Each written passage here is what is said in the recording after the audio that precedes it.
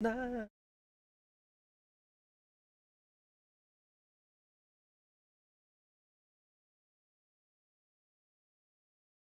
My little brothers asked me today my favorite genre of music was. Yeah.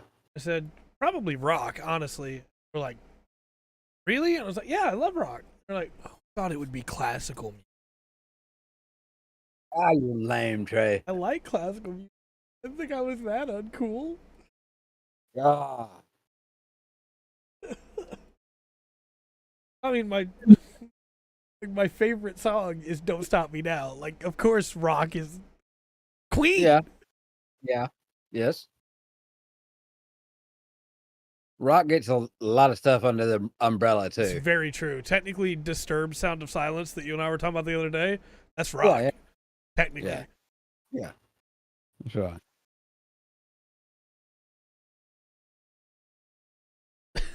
yes. If you are anything, my friend, say it is definitely amazing.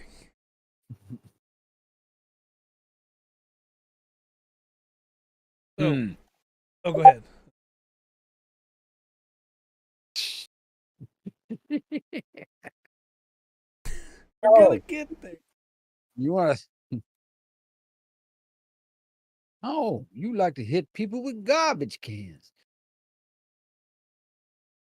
So, I told you I had a pre-show topic, Yeah, yeah, yeah. and my pre-show topic for you is about Twitter. I don't know how much you love talking about Twitter. Yeah, Um, so we know Twitter's dying, right? yeah. Yeah. Much is very clear. Uh, well, yeah. Thanks, Stark. Uh, my point. But there is a new thing that has started up on Twitter in its death throes that is maybe the dumbest thing I've ever seen on that. Yeah, Blue Sky has jumped. Yeah. It's probably also tracking your data, but you know. Yeah. Uh, the new thing in the death throes of Twitter is that people are taking a screenshot of someone's post, not clearing out names, not clearing out the ats or anything, and then just posting it as if it was their own post. Yeah. Well, But it still has the old, like, they're not adding commentary, they're not saying anything new, it's just right. the same post.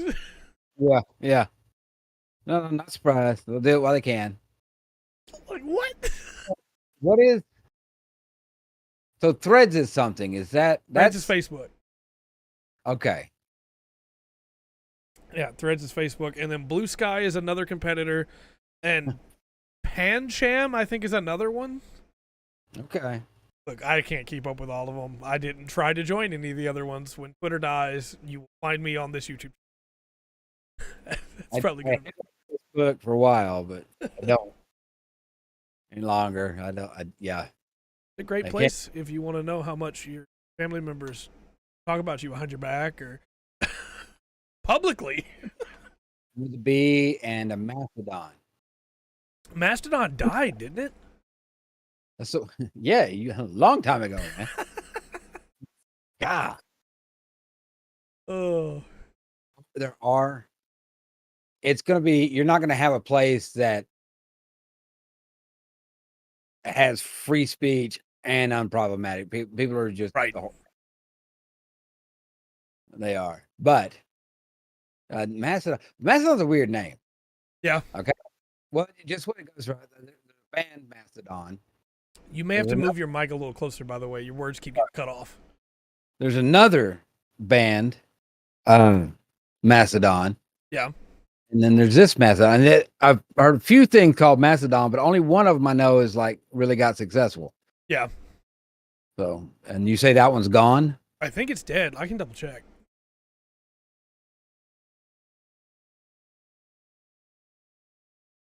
Yeah. Yeah, that's ridiculous.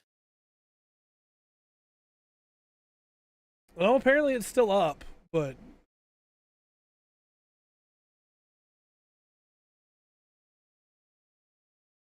Okay. it looks just like Twitter. Yeah. Oh boy.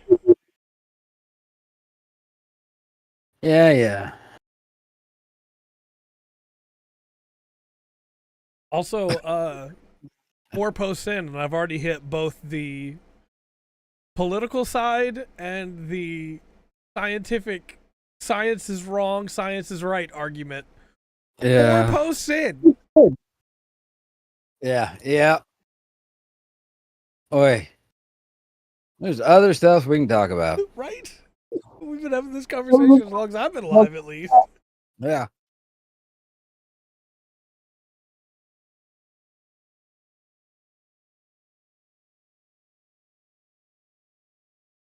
I'm gonna fall down this rabbit hole if I don't close this tab right now because I'm just scrolling.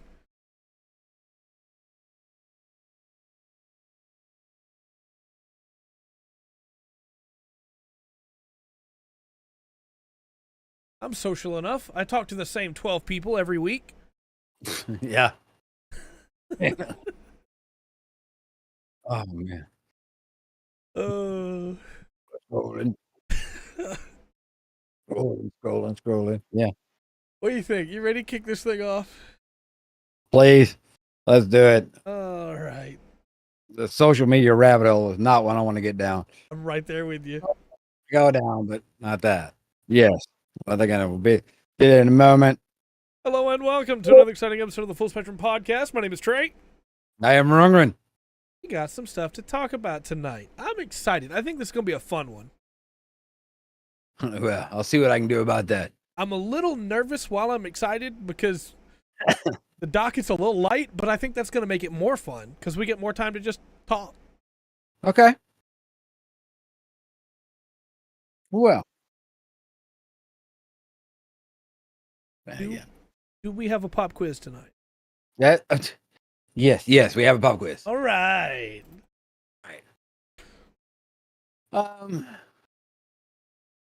This pop quiz tonight is about comic books. It's about DC. Okay. Now, I'm kind of a Marvel guy. I did like Image, a couple others, but overall, I was growing up as a Marvel guy. But I cannot discount like DC. Right. We can have arguments over which character's better, or whatever. But yeah, I can't discount DC Right. as far as comic history goes in the United States.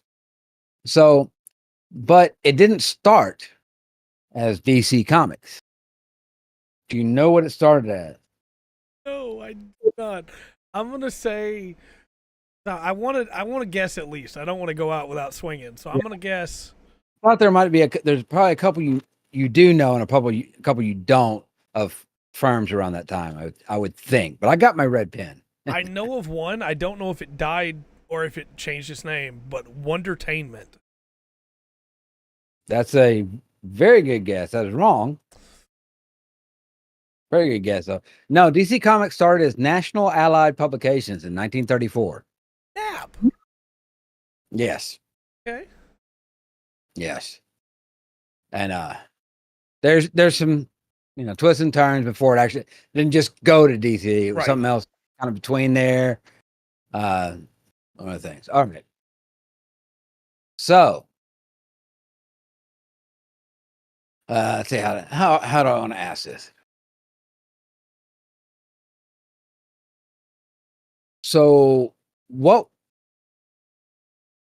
the original DC universe it was created in 1940s and there's a specific title that it was launched as when they launched the DC universe. What was the title? I'll give it. It is the name of a group. Justice League? I thought you might go with that. I'm going to give you another shot. Superman and his amazing friends. What? No, that was Spider-Man. No. Okay. So I'm putting an X down here. Well, that was Spider-Man and his amazing friends. Okay, what are you doing? No, it was the Justice Society of America. Okay. The JSA. Spectre, Sandman, Flash, Green Lantern, Atom, a few others. Spider-Man. Now, DC Comics didn't have the rights to Superman. So they had to buy them. Can you give me a ballpark figure of what they paid? Can you tell me what year they bought him in? 1938. Okay. 1938, $6,000. Insurance is $6,000. Hold on, I gotta click over to chat. It does sound like that. Okay. So in 1938, DC Comics bought the right to Superman for $130. Oh, okay. I went way too high. Yes. Yes. 130 bucks. I gotta look. Let's start guess. Yes. Give you a second there, bro. Oh, that's yeah. Move on. I understand. All right. And this one's kind of important. And this one's okay. Like, it's okay you don't know it, but I'll use it. DC Comics finally gave Batman's co-creator his due in 2015. Who was that? Oh, the co-creator of DC Comics. I'll take one off the table. Because Bob Kane was credited the longest time as a sole creator of Batman. Oh, my brain, and this is not my answer, but my brain keeps wanting to say Frank Miller because that is one of my favorite style of Batmans. Yeah, but that's not the answer, right? You reinvented him, sir. I'm gonna say Tim Morris. Not bad. It's Bill Finger. Tim Morris did a really good early run of The Flash. Okay. I was banking it on being him. Oh, yeah. Yeah. It's actually Bill Finger. He did design Batman's costume, wrote some of the early appearances, and actually, he's the one that came up with his tragic origin story. Oh, so Bill Finger is the one who killed Batman's parents. Yes. Yes. I'm going to go through this next one here. Oh, man. All right. True or false? It's real simple here. True or false? The claim that Batman doesn't kill is a myth. It's a trick question. That is true. It is a myth because originally Batman did kill. Yes. But it became true that he didn't kill in some runs when they made it true. Right. But the original Batman, yes, he did kill. Mm-hmm. Kicked a bad guy into a vat of acid. Nope. It was like a fitting end. He broke some dude's neck with a boot. There was another one where he dragged a guy by the neck in a helicopter. But they became much more kid friendly later on, and it did become a thing. Yeah.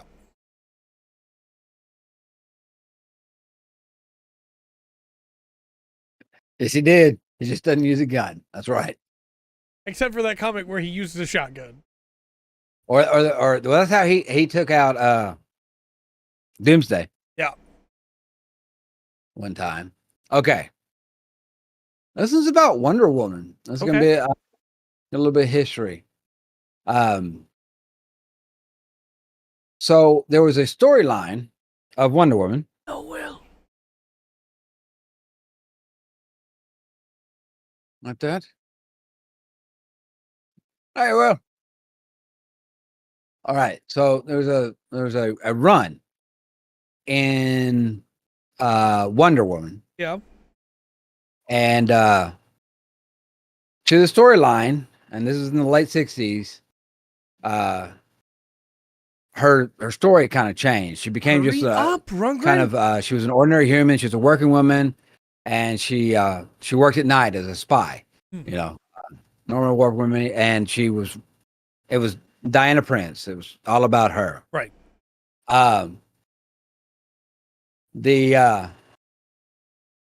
The writer actually got called out by a. I'm working on it, Will. By a very famous feminist during this time for it. Do you know the name? Come on, Trey. I don't know her name. Okay. I do know why she called him out. I remember the run where she called him out, but I don't remember the name. Okay. The forget the old, the new Wonder Woman is here. Mm-hmm. That ran in the 60s. I don't know if I ever actually see that story. Okay, go ahead and give me the answer, and then if you want, I can tell you the story real quick because it's bad. Okay. But it was Gloria Steinem. Oh, okay, that makes sense. Yes. So the problem with that run is that in that run, Wonder Woman winds up getting captured by a villain that can turn people into his slaves. Yeah. And then the guy has relations with her while she is his slave. That's not good. Right. Wonder Woman gets pregnant. Has the baby. But as she's having the baby, the rest of her friends show up to try and stop it because they want to free her from this guy. And then the guy ends up falling and dying, but using his slavery power as he's falling and dying, he takes over his own child's mind and becomes his own child. And then as a baby tries to say, but you still love me, right, Diana? Yeah. Yeah, so that you keep the comic books, man. You keep digging. You stay on the surface, you'll be fine. Stuff's pretty straightforward on the surface. You start digging, there are some things. The thing through there. She kills him, by the way. At the end of that, she kills him as a baby.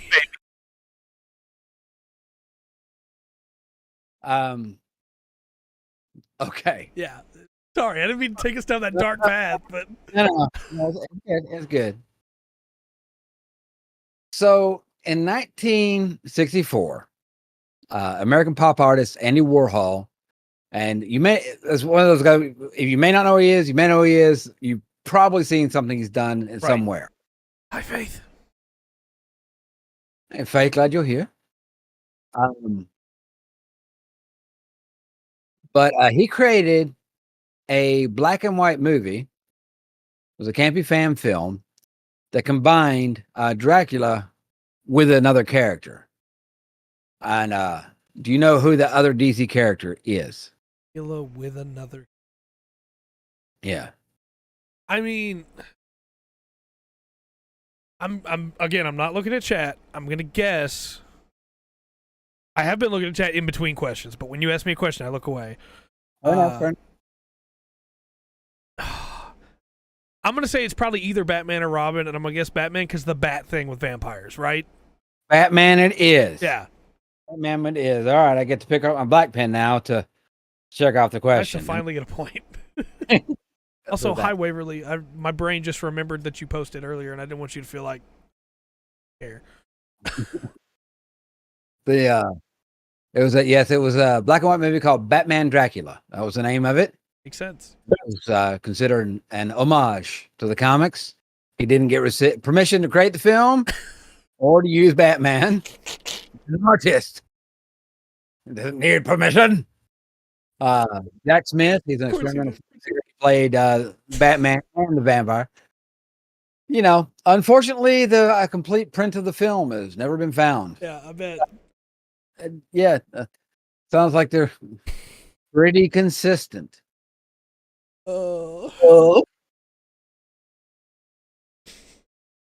There is one and only one comic to ever win a World Fantasy Award for Best Short Story.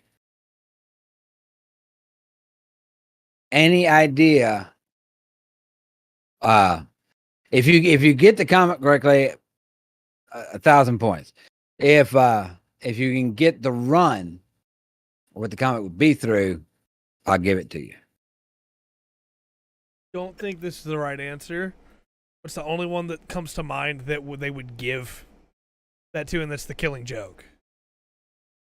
That's a pretty strong answer. That's not it. Okay. All right. The it's actually the Sandman number 19. Neil. Sorry. Bless yourself. Said Sandman, and I had to sneeze. Yes. Sandman issue 19. Makes sense. The only comic book that ever got it. Yeah. 1975, anyway. Oh, and because therefore, because it got the award on a Saturday night, and Sunday morning they changed the rules so it could never happen again. Oh, of course. Yeah, that sounds about right. Yes. Sounds about right. Can't let those comic books be considered real storytelling after all. Look at today. What are some of the, like, number 5 on the best-selling list for Amazon for the last 2 years has been One Piece? Yeah, I think everybody's got 1 point. Right.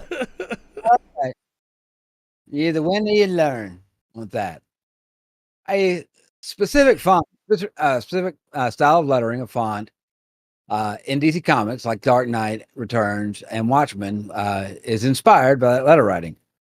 What is that font? Comic Sans. Right on. Yes. Exactly right. I should give everybody 2, I think. We shall see. Yeah. Exact same question. Yep. Yeah, that's exactly why I guessed it, Dark. Microsoft engineer Vincent Conner was instructed to make a lighthearted font for the new Microsoft interface. Took inspiration for the lettering in DC titles like The Dark Knight Returns and Watchmen. And thus became its Comic Sans. Makes sense. Yes, one of the most hated fonts of all time. I loved it up until Undertale. And Undertale ruined it for me. And not because the character's bad, but just because it's used so much. Fair enough. That's a good point. You're so right, Waverly. I should have thought about that, and it would have clued me in as to which one it was.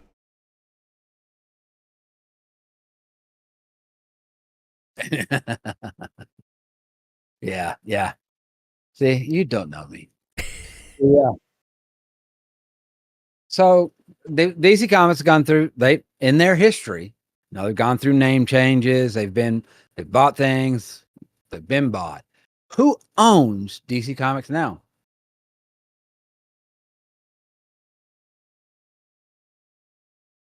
Warner Brothers? Warner Brothers is correct. Owns DC Comics. Not bad. You ended up with a 30. A 30. Take it. Got it. Well, yeah, okay. Dark, your answer is not wrong. But Waverly beat us all, so. Yeah. I will dock you 1 point because that word is singular and it should have on the end of it. Yeah. Another half a point for Faith, yeah. That was a good one, though. It was hard, but it was good. Yes. And always remember the name of Bill Finger. Yep. If you know Batman, you should know that name. I dated it. That's true. We both got 30%. We both answered the exact same question. Mm-hmm. Dark, we're in sync. You and me, we need to start a band.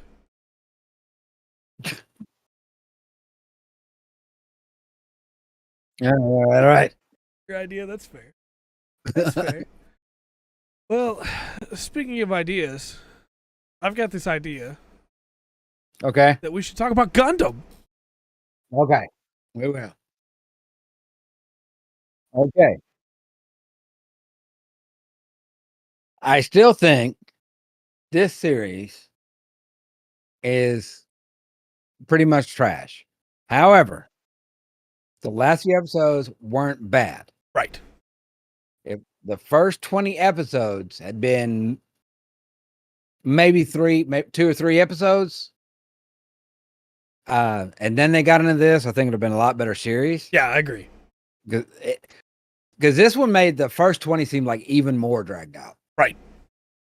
But not bad. And the only way The only reason I'm liking it right now is because it's kind of fitting. I know it is kind of fitting in that whole crappy 80s movie, Best of the Best. Right. Yeah, I think Lionheart, Bloodsport, George all that. Lassonde. Yeah. It feels like it's starting to, instead of trying to take itself seriously, it's kind of leaning into it, or maybe it's just that far. Oh, yeah, no, it definitely is. Everything was Schwartzbruder. Yeah. Like, he dresses up as the old man. He doesn't hide his voice at all. He goes behind the rock and he goes, ha, ha, ha, ha, ha, ha, ha. Everything is going exactly as I planned. Like, all right, look, this is a wuxia. This is a kung fu movie at this point. Yeah. And I don't want to get into it here. It's interesting because I know, these were of the age range we put the creators of this. There would be boomers, right? We're part of the boomer generation that created this, and but it kind of makes me wonder, the view you got there of Japan, Germany, and how they're like the countries, and historical past. Yeah, but it's kind of falling in. It's kind of falling in. He is. It's yes, yeah. He's a German ninja. He's a German ninja, and I do not want the explanation on how that happened, because you're gonna have to drop the timeline probably about 40 years before that. I made a comment to you at the time we were watching the episodes of, thank goodness they went with World War I era Germany for the designs. Yeah. All right, France. We'll deal with that. Yeah. Also, you're back off the Purple Eyes mentioned earlier is George Lassonde. Frenchie. I love the Guyana Highlands. I think that is such a fun arc because it's the first time that Domon has to actually train that we see. And the training is 100%. It is a training montage. You made the comment when we were watching this show is incredibly derivative, and I agree.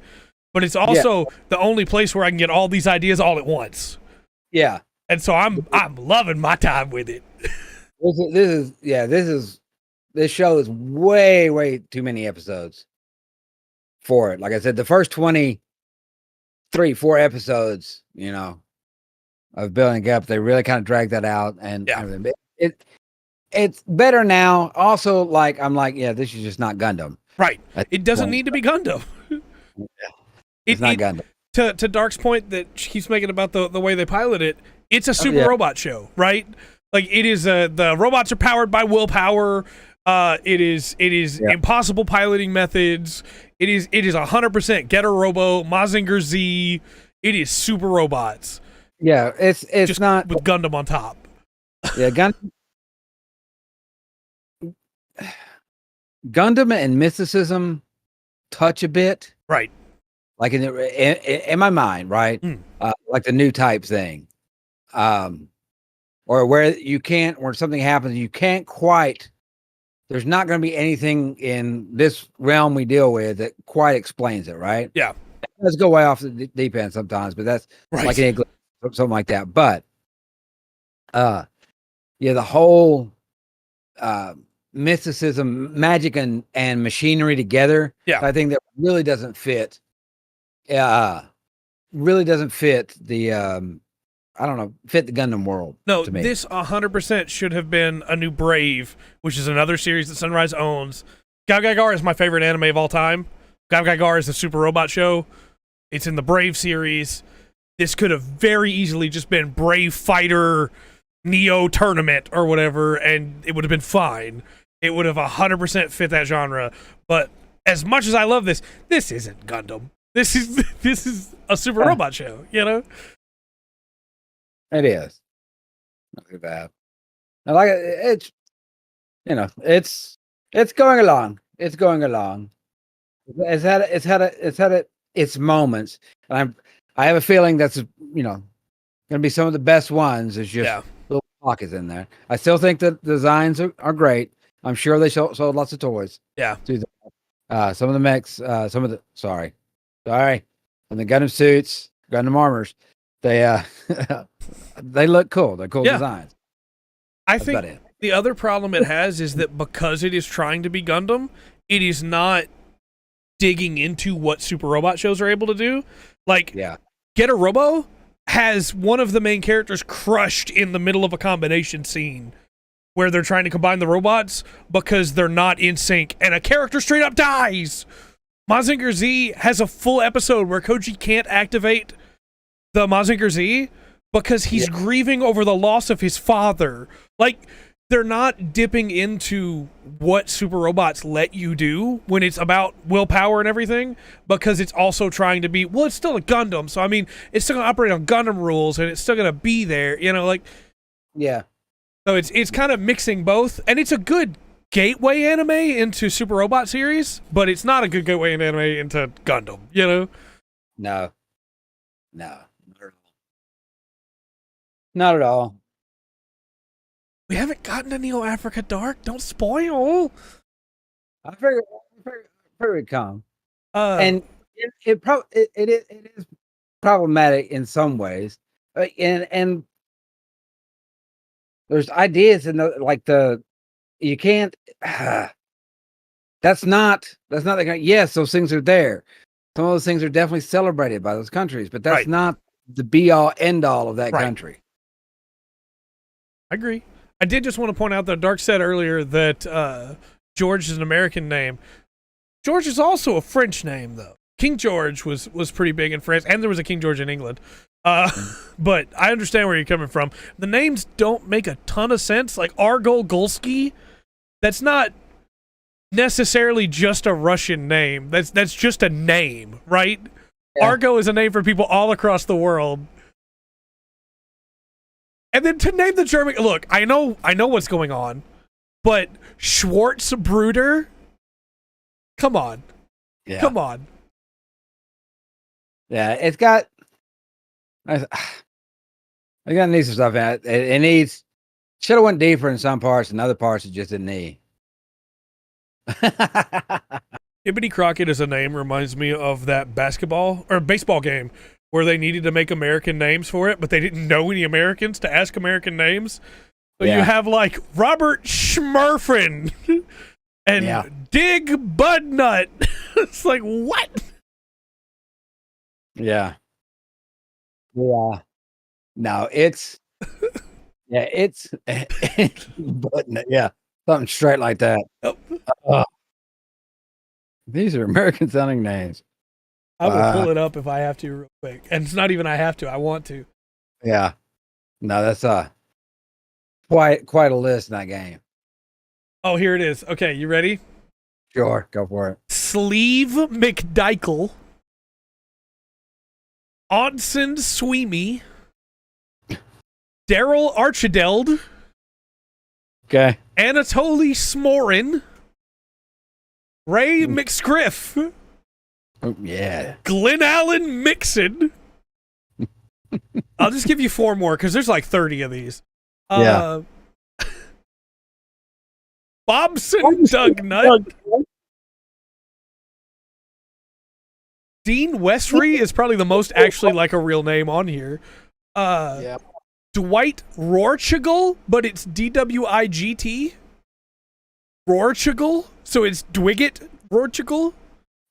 And Todd Gonzalez. Right on. Yeah, it is probably the exact same feeling, Dark. I am sure. Well, I mean, that's kind of a funny thing. It's a little thing of mine. I realize probably the reasons why when you put the show over, why are you translating the names? Yeah, I agree. Bother you keep the name. Yeah. You know, that's their name. The Spiegel Gundam being called the Shadow Gundam really bothers me. Yeah.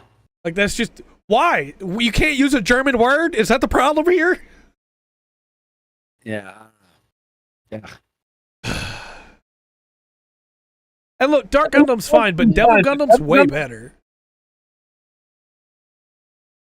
Like, hey, that's the Devil Gundam. Oh, right. That's funny. Yeah, I know. But it happens anytime you have a you go from one language to another. Yeah. Because it's not just the words. Right. It's the way the words are spoken. It's in every language. Yeah. Like translating stuff over is like one of the weirdest stories was look okay. What is Alice in Wonderland has been translated all over the world. Yeah. One of the weirdest parts of it that you're going to find translated is the poem of the Jabberwocky. Yeah. And it's because they don't have those words. Yeah. The words in there for an English speaker, they kind of make sense as you read through it. You can figure out when he says snickety snack, the sound of the blade. Yeah. Sounds, you can make sense of that. But anybody in any language, that's not going to come across. Right. And they have really weird ways of them trying to get to go across. And of course, that's going out of English into other languages. Right. So coming from other languages in, it gets terrible. Well, there's a weird example that come up in Trails into Reverie, right? Where that game just got translated. It took 2.5 years for us to get that game from Japan.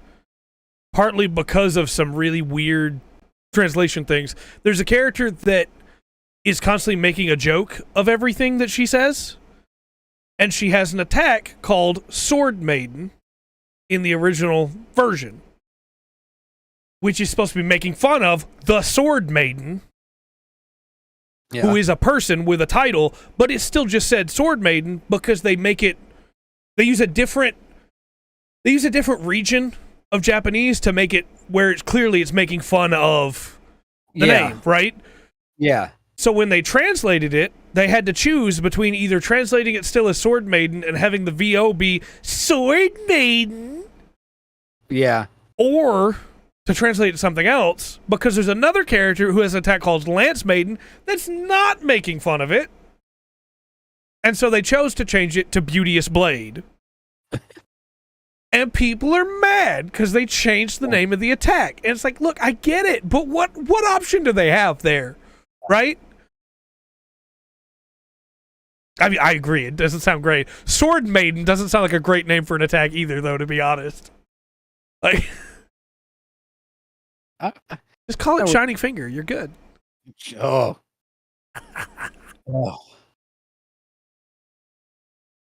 Yes, well. I do try to watch things in the language they're made in, just because of that reason of it's really tough to translate things sometimes, and some things you just won't transfer over.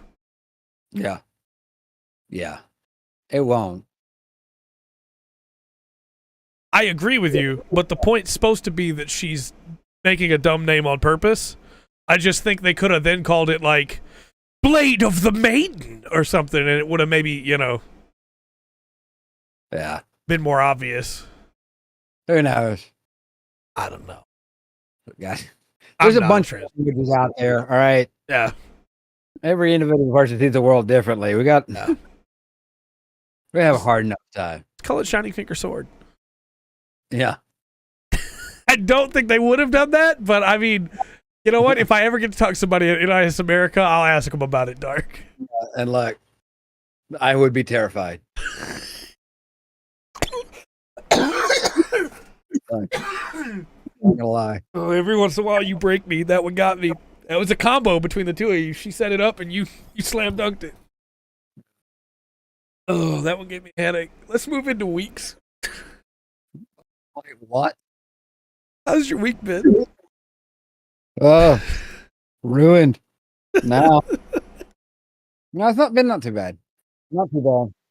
I went ahead and beat Tears of the Kingdom. Okay. Went ahead and finished that off. I think there might be a couple of endings you can get. I don't know what I got. Yeah, I understand. Sonic sensors, electronics, all that. Don't bring Sonic into this. I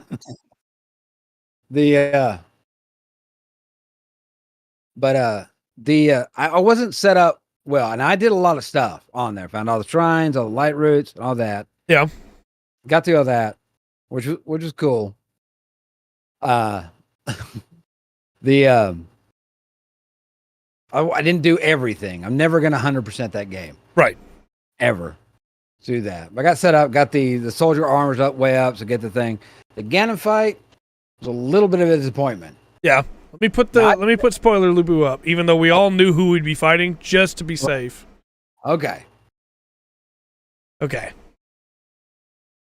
Yes. If I was, but I had the soldier shit all the way up. I went around, collected the 55 Lionel horns and the maces they drop. Got some of those. Yeah. Went to the depths. Got the pristine weapons. Got those, so I put them on those and keep them through. Of course, then it just gave me the Master Sword. Right. Like, this will never break again. Yeah. Like, man, that would have been so useful earlier. The torch at the bottom was very nice touch. Yeah. The one that Zelda drops at the beginning of the game. It was nice that they put that in. But yeah, the Ganon fight was okay. I was a little bit disappointed. I beat him soundly. Yeah. Yeah. I think I went and fought him before I'd done everything, right? And I still haven't done everything. And I really struggled. I died 4 times on that fight. Because I had no hearts, really. I had all my hearts. Yeah. I had all hearts, all stamina. I had a bunch of stuff to, get your hearts back at like Sundelion dishes. Yeah. Get the hearts back. And and lots, hearts food and attack up food. Yeah. Cooked lots of bananas. Like I said, I went around everything I could, and I put the 55, the big fuse weapon on. Then when I ran out of that, I was like, okay, now I use the next one. So just all the fuse stuff, and I got a couple of Zonite things. But it was a good. The story ended well. I like the ending of the story, but the Ganon fight just, like, the first time he did a especially where it's like slowed down time. That was cool. Yeah, that was a little nerve wracking. I was like, well, that's new, but overall, finished up the story real well. Not that, but it was kind of a little bit let down on the fight. It was a little bit easier for me because, like I said, I marched through it. So, but I marched through it. I had not done. I mentioned this to you at the time that I was not going to worry about trying to finish all the quests or anything before I beat it because I needed to go ahead and get it done so I could go to the next game and I'd come back and play more of it later throughout the year. So I didn't even know about Sundelions because I never did that quest at the stable to learn about them. I had 10 hearts, and I did not have anything to tier 3 upgraded. And so I lost a bunch. I got down to the final heart when I beat him. It was a knockdown, drag out fight. Yeah. And it was really satisfying for me. But it's good to know that the satisfaction on that fight really depends on when you go fight him. I think so. And it's weird because when you say going like that, I was like, I don't know if I could beat him with that. I could beat the end. I know I could beat the end of Breath of the Wild with that. Right. Not go through that. I don't think I could do Tears of the Kingdom with that. I would have. But that would have just sealed him again. That's true. And not solved the problem. No, it was a really fun fight for me, but again, it was a challenging fight for me. If I'd gone into it with the ability to heal the blight on me, it wouldn't have been a challenging fight at all. Because I couldn't heal because I didn't have anything to reverse that. And so I had to be very careful about every move, Like, he's the only Gerudo male I've ever seen. I don't know what he does on spare time. Might not have bothered him at all. I don't know. That might have had him ally with Link, for all I know. I didn't question. All I did was want to destroy everything I love. Yeah, had to take him out. I liked the ending well enough. The ending was pretty good. Yeah. Sorry, like that. I don't know. I saw a thing, didn't watch it. It was like how to get the right ending or whatever. So I don't know how. I think there's only one ending. That could be. Or I don't know what kind of buffoonery you'll have to pull forth. Right. And get that ending. I don't know. Because I guess there's an ending if you don't get all the tears. If you just go straight to him. Maybe. I've seen that the speed running has gone down from like an hour 30 to a little over, I think it's over 30, right over 30 minutes. That makes sense. And it seems like a couple of weeks. It's probably been a little bit longer than that. Right. It's not like I'm not sitting, keeping up on top of that with the latest news. But yeah, it's gotten a lot faster. Good game. I enjoyed it. All right, I shall get rid of Spoiler Lubu for now. Okay. I'm trying to think of what else. Did work this week. There's a little bit of that. Nothing really interesting. So how was your week, sir? It's been pretty good. I'm not engaging in it's been pretty good. I got to play some good Lotro. I'm sad. Yeah. Our hidden guard getting hurt. Yeah. Not sad that I have those boots, but no, it's the story's getting to a really good spot, and I'm really interested in seeing where it goes. Having to wait every Monday. But we'll make it. We'll get there. Yeah. That's still really good.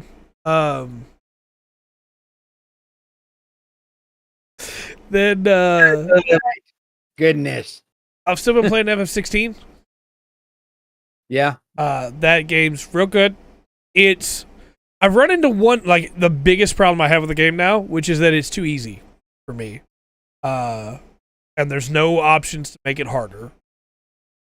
I took off. I can't engage because I have a wife. That's right. But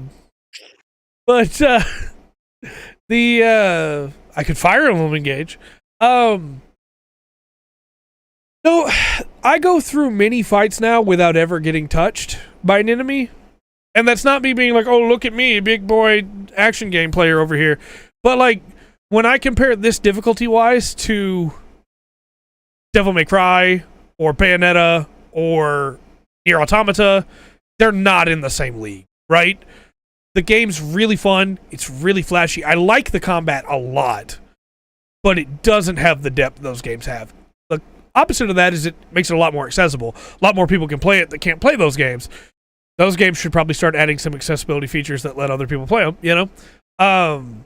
But right. The fact that I can go through entire combat encounters without getting scratched, is like, all right, well, at first I had the accessory on that made it where I could dodge with bigger iframes, so I took that off, but all that did was teach me how much, like when exactly my iframe started. Yeah. So now I just can dodge basically everything. Yeah. And then eventually you get a block too that lets you counter. So anything I can't dodge, I can just counter. And so... Well, how... Okay. So, how... Final Fantasy is the point you go open world. Yeah. Sometimes that takes way too long. Right. Sometimes it doesn't. And you feel like you're there, right? There's not a point that you can't touch, or at least... Well... Not one point you can't touch. This one's more like FF10 in a lot of ways. It's pretty linear, but they do give you the option to backtrack. And when you backtrack, there are side quests, Okay. But it's I can go do whatever I want. I could, I guess, grind if I wanted to, but there's no reason. I've just done all the side quests, and most fights end in a couple minutes at most. Yeah. What how are the bosses though? The bosses are still really good. Okay. The bosses have enough variance in their attack pattern and attack often enough that it's hard to dodge everything. So I'm still taking damage in boss fights.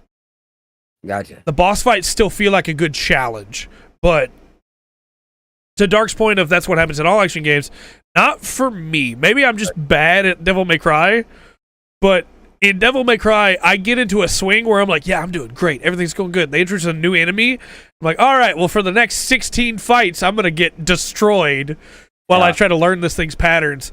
And 16's doing a good job of adding new enemy types, right? Or enemies with different moves. but it just doesn't feel like the regular enemies are getting any harder. It definitely feels like they're getting easier. Okay. Because even though they have new moves, the basic attack patterns are still the same. Those moves just don't matter. Like, oh, you put protect on that guy. That's cool. Now when I go to swing on him, my attack bounces off, so I'll use a big move on him instead. I thought of that as well, Dark. But when I got through an entire sequence of side quests without ever getting hurt at all, not even chip damage, I was like, that's not how that's supposed to work. But then I get into a boss fight, and I'm getting wrecked, and I'm having a good time. Because they give you way too much healing. Yeah. You're having to battle back and getting that time in. I mean, it seems like it should, I don't know, kind of be a setting. It should be a setting thing, right? Yeah. Because there are games that you're like, you know what? I just want to see the story. I'm not worried about going through every part of it. Now, I realize that's like blasphemy for some people, and they can't do it. They're gonna have to get everything they can. Yeah. Sometimes, I just want the storyline. You know? Dark, if I wasn't doing it for review, I probably would equip weaker gear. But I want to see if the game meets me at the challenge. I want to see, for the sake of the review, I don't want to go into the review going, hey, I had to equip weaker gear because the game's too easy. I want to see if that's just me being wrong and a new enemy type is going to throw me out the door, Yeah. But I will say, on the Clive front, without getting into too many spoilers, my boy Clive's changed a little bit over the course of this game already. At one point, a guy takes him off and he cuts his hands off. All right, one extreme to another. Goodness. Yeah, my boy's changed a little bit over the course of the game. He's had some tough times, and he's handling it in some way. I don't know if it's the right way, but man, I love him. It's the easiness of this is to lull you into a sense of security. It could be. So when they take the world and go like that, you'll be under-equipped. It could be. And no, there's not any other difficulties, but I feel like it could be because I'm doing all the side quests, so I'm getting all the crafting materials to craft the good gear. But I'm also not going to not do the side quests in a game I'm trying to review. And I have the same problem with, like, Xenoblade. I love the Xenoblade series. If you've never played a Xenoblade before, don't do the side quests, because the side quests overlevel you for everything, and then you just destroy the game. But I want to see completion. I want to do all the side quests so I can talk about them during the review. Like, I shouldn't have to choose. For a lot of the games that I play first, and I did not do this for Tears of the Kingdom, but it's like, okay, storyline, the main quest, that is the one we've got to get done. Yeah. Right. This is urgent. You got to save the world. And you run that straight through. And sometimes that is the problem. So the side quests and everything give you way too much. Right. I understand I want to reward the player for exploring your world that you built. But I guess what makes it so difficult for me is that 16 has the other version of side quests too, where instead of giving crafting materials, they give you different gear that just looks different, but is the same, like, stats, or you unlock the ability to have a different traversal option in the world because you did a side quest. Yeah. Like, that's good stuff. Hey, now you have a chocobo because you did a side quest. That's pretty good. Not that I've seen so far. But then I look at, and maybe this is just, hey, I'm too old and I've been playing too many old RPGs. Because, like, Chrono Trigger has a ton of side quests. Those don't overlevel you. Chained Echoes has a ton of side quests. Those don't overlevel you. They just give you more options to play with. They give you more things you can do. FF6, so many side quests. So many things you can do. And all it does is give you different things you can use equipment-wise or different accessories that give you differences in combat. Yeah. Not that number-wise make you better, So, I don't know. Maybe I just need to keep going and get wrecked by something. But right now, other than boss fights, it kind of feels like I could just mash and kill the enemies the same way. I'm not gonna, because I have cool abilities I want to use. But yeah, I will say, again, I do think there is a point to this. Like, there is a purpose for a game that has this mode as an option, because it makes it way more accessible than most action games. But I want it to be an option. Yeah. Well, as when you offer accessibility, you don't. It's not so. You don't have to give up on the difficulty of the game. Yeah. Necessarily, right? Yeah. Especially in that system that you have built. I don't know. I think they could do better on that front. But then again, I don't know if I have a good answer how. Right. You're just be changing numbers because at the end of the day, that's what it is numbers game, right? Just give the enemies more health, make them do more damage, I guess. Well, and that's not satisfying. Yeah. I don't know. I'll report back. I'm gonna try and get it beat before next podcast, so I'll report back. I'm 3/4 of the way in now, so okay. According to the mission list, anyway. We shall see. I also got to play Trails into Reverie. Got to start that new Trails game. Super stoked about that. Opening hour felt like the end of a Trails game, which was really interesting. Okay. Don't know what that means. But I haven't got to play much of it because this is a pretty buggy release, unfortunately. Ew. So we didn't talk about this in the reviews last week because it wasn't in the reviews, and I didn't know about it because I didn't get early access to the game, and none of the YouTubers that did mentioned this, but the new characters that you get in this game are currently bugged out. Their link abilities don't work at all, which feels bad. Yeah. I want to use the new characters and have fun with them. I don't want to, every time their ability should go off and it doesn't, be like, oh, man. Yeah. There's also 2 game-breaking bugs tied to fish. Or, hey, if you catch the wrong fish, it just crashes. Oy. But they have launched an update on PC today. The update launched a few hours ago that fixes both of those things. The problem is the update hasn't come to console, and we don't know when it's coming. And yeah. Fish cannot crash my boat. They should not crash my system. What I don't understand about this is how this bug got through, right? This is not the kind of thing that early reviewers wouldn't have seen. This is not the kind of thing that QA wouldn't have seen. And Durante, who's handling the PC port, because he got hired by them, who used to do all the Dark Souls mods for making Dark Souls work on PC, he said that QA knew about it and just couldn't get a fix out in time. But, like, delay it on console then. I hate to say that because I was really looking forward to it, but delay it on console then, because I would rather wait a week than play it when it's broken and get disappointed. Yeah. But what does he say? The late game may eventually be good. Yep. The broken game never will be. Yeah, and Golem's still not getting a fix, but I think this fix will come to console. They're close. Just wish they would tell us. Yeah, that company's gone, so. Yeah. I just wish they would tell us when the update's coming to PC, or to console, because I bought it on console specifically for No, I never go on. the fact that it transfers over saves from the previous games. Otherwise, I would have bought it on Steam because it's going to look better on there, you know, because I have a better computer than I do a PlayStation. But I wanted my saves to transfer over. Understandable. No. Oh, no.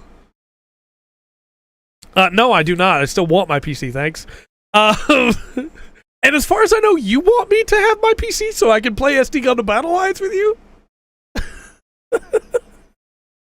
But that's that. And then I have one last thing for my week, which is that today, due to some situations, it does have crossplay, yeah. I was watching children all day.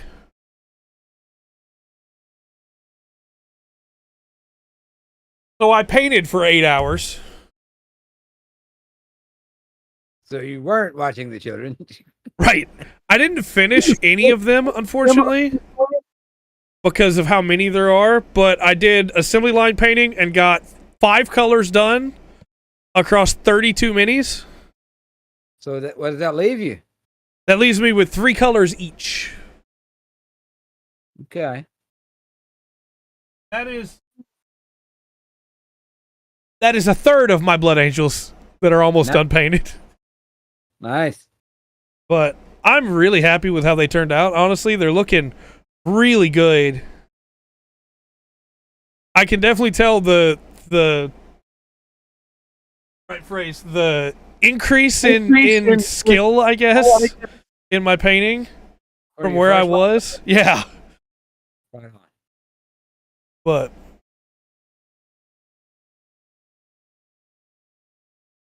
show off 2 more and then I'll stop. But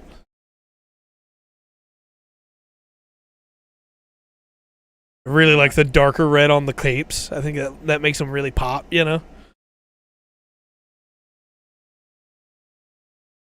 Let's go.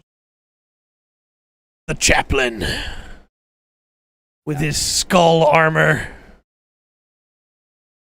Chat has lag. Yes. No. Look, they're all almost teenage. They were playing on tablets. They probably weren't watching things. It's fine. One of them sat next to me and watched me paint for 8 hours. And I asked him at one point, my little brother, I was like, look, man, I'm not trying to tell you need to leave or anything. But, like, are you enjoying watching paint dry? Because he wasn't watching me paint the whole time. He was looking at the models, watching the paint dry. And I was like, no. He was telling each one of their stories. He was trying to figure out what they were. That's probably true.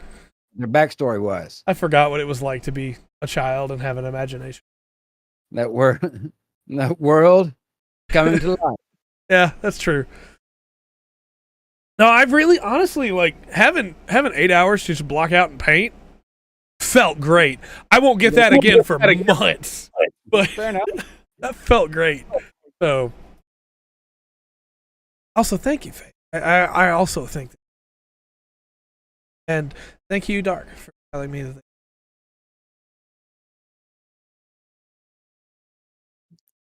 So, this is when I would say we'd get into reviews, but we don't have any. So, we'll get into announcements. Right. You said they looked finished to you. They're not finished, but I appreciate it. Thank you for telling me that they look good. I'm trying to give you a compliment, Dark. No. He's trying to make sure that you have given him a compliment. He's going to look at it that way, which is fine. Let him have it, right? The helmets are supposed to be other colors, and then their weapons aren't done yet, and their shoulder pads aren't done yet. But I really like this guy because he's got 2 layers of cloaks, and so the bottom layer is one red, and the upper layer is a different red. Thank you for saying you liked him. Why do I have to repeat it? Because your microphone sometimes cuts out. Oh, okay. Well, thank you for saying you liked them. Yeah, the other shoulder pad, they're supposed to be gold around the trim of the shoulders. So I gotta catch that up. Like right here, where it's just gray. Yeah. There'll be gold there. Nice. Very picky about my Space Marines. They have to look perfect. That's why it takes me 8 hours to not finish them. Yes. Hey, three more colors. You're doing good. Yeah. You're doing good. Yeah. One of them is just the eyes. Okay. Unironically, Dark, if you mail it to me, I will paint it for you. I can't tell you when it'll get done, but I will paint it for you. Yep. So, this first announcement is weird. There is a second Black Panther game in development. Okay. It is by Cliffhanger Games, which is a new EA studio. And it's going to be really confusing because as far as we know, both projects are currently titled Black Panther. Okay. They're both EA projects, but one of them has Captain America in it. Yeah, I got you. Look, this, eventually.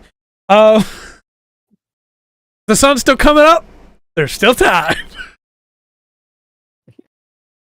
Or I get my book back. Look, I'm working on that one, okay? I just got to buy you a new one. I'm waiting for Paying 4 to give me another option because that book's way too expensive now to not use Paying 4. So there's EA has 2 projects, both named Black Panther. Yeah. He has 2 projects, both named Black Panther. One of them is going to have Captain America in it, and it's going to be in World War II, and that's the one being made by Amy Hennig. Okay. The other one, we don't know anything about. It just got dropped, the announcement, and it's just called Black Panther. Okay. My guess is the Amy Hennig game is not going to come out.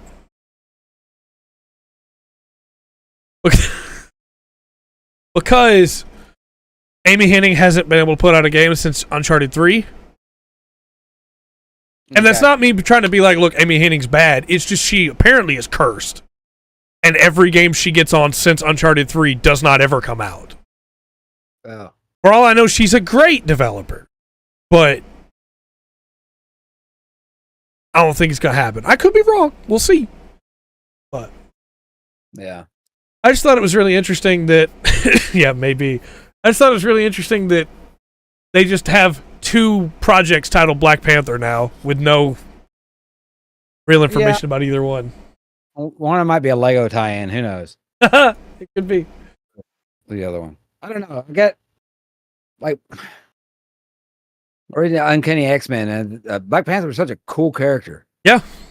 Because all he cared about was like Wakanda, right? That's it. That's it. Yeah.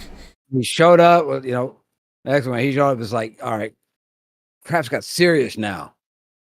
That it was Black Panther Wakanda. Who knows? That's the new movie, Wakanda. Oh, it's Wakanda Forever, right? Yeah, Black Panther Wakanda Forever. And then the new comic run is called Black Panther Wakanda something. I think it's like Wakanda Justice or something. Okay. But I don't know. It just could have made it less confusing. I mean, he's married to Storm at one point. Yeah. Right? Come on, the story's there. Anyway. And get off track when we talk Marvel stuff. Next up, because this is what you expected here today, Call of Duty is adding Homelander, Starlight, and Black Noir from The Boys. Because they're trying to be Fortnite now. Yeah. No. Okay.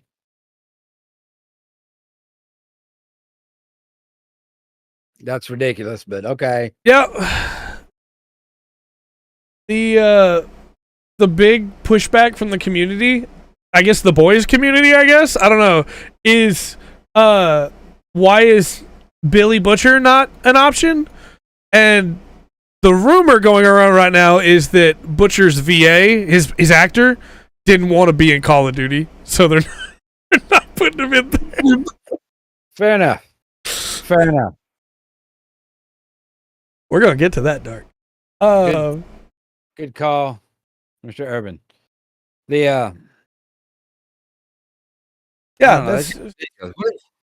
are they don't belong there. Nope. I'm not a fan of Call of Duty, but there's a very specific thing. These are mortal people fighting. Yeah. There's no way you can put. What are they going to do to Homelander? What are you going to do to him? Yeah. No, that's dumb. And it's not Fortnite. Look, stop, man. They're going to be in Fortnite next year. I guarantee it. You just watch. Yeah. This last announcement came in last minute. And it is for Superman Legacy. They have announced that Nathan Fillion is going to be Guy Gardner. Oh, man. Guy Gardner is the worst Green Lantern. Yep. Oh. I love him, though. He's terrible. He's got bowl cut. He's a jerk. And when I clarify I love him, it's not the way I love Jared Mesa. I love Guy Gardner just because I love seeing people put Guy Gardner in his place. Yeah. The best panels of his characters is Guy Gardner getting punched. Yes. Every time. Oh man. Really? I was cool when he was going to be, when they were kind of hinting that he was going to be Mr. Wonderful. Yeah. Right. That would, Captain Tight Pants. I like a few Green Lanterns. Hal Katarn's a good Green Lantern. Yeah. There's some interesting Green Lanterns. Every Green Lantern's got their fault. Yeah. Every human Green Lantern's a little cocky. Oh, yeah. The point. It is. It is. I think my favorite Guy Gardner moment though is what's the Green Lantern that's friends with Hal Jordan that's the pig guy? You got me, man. I can't remember his name, but he's the pig guy, and Guy Gardner is teaming up with Hal Jordan, and they meet at Lantern HQ, which is a weird thing to name that when it's a bunch of different planets all coming together, but sure, okay. So they meet at Green Lantern HQ, and member planet. Right. And they're in the cafeteria, and it could be. And Guy Gardner's talking about how he's gonna solve this all alone, and he's always able to beat every mission. Not like you, Hal. Didn't you die for a little while, Hal? Came back as some kind of Emerald Knight. We don't even need you on this mission. And the pig guy just decks him, and Guy goes through the table, and he's on the ground, and he can't get up, and he's. The pig guy goes, "What's the matter? I thought you were going to solve the problem for us." Mm-hmm. It's like, I'm in. Those are the best ones. If you see a Guy Gardner story on YouTube and click it, it's probably going to end with, and then Batman punches him. Yep. And then the Flash punches him. Yep. And then, oh, yeah. It is horrible. Captain Tight Pants. Yes. I got better. Exactly. Yeah. Exactly. That's great. I got that. Great line. Kilowog, that's his name. Kilowog. Wow. Look, I'm going to save this tab, and if we have time, which I think we probably will, we might run down some Green Lantern names. That might be... Oh, okay. That's fair. That's fair. Yeah. I can't argue with that sentence at all. They got better from being dead. You did all you can, buddy. Yep. Fight's over. So let's roll into news. All right. Steam has banned more asset flips. The face hard you can. Their head does. I love that trope every time. It happened in G-Gundam with Argo and Saisaishi. Saisaishi jumps up and kicks Argo Gulski, and he just... Yeah. That is... Oh. So that is hardcore cliche. If you've got movies from anywhere in the world, I'm afraid if there's any testosterone in it, somewhere in there, there's probably going to be a scene like that. Yep. The plethora of movies. Great. Like the Akira slide, right? Yeah. Oh. I'm sorry, go ahead. I didn't mean to cut you off. Oh, no, I agree. They have that there. That is, you're not moving me, that punch. Sometimes it's the hero, sometimes it's the villain. They did it was in Justice League, right? When the movie. I haven't seen it, but I know the scene where it's like Superman flexes, he just takes the punch. Yep. But it's a good build. Oh yeah. Which I think Justice League Doom. Justice League Doom. I don't think it was Superman. Punches Doomsday. Yeah, he doesn't flinch on that. Yeah. I really like the inverse of it too, where they do get hurt, but they pretend they didn't. There's a really good one in Mistborn where Kelsier, who is like the man, gets shot, and he acts like it didn't hurt him at all. And the guy that shot him is like, "What? Why aren't you on the ground?" And he says, "It'll take more than a bullet to stop me." And the guy like drops the gun because he's panicking and runs away. And as soon as he's around the corner, Kelsier goes, "Oh!"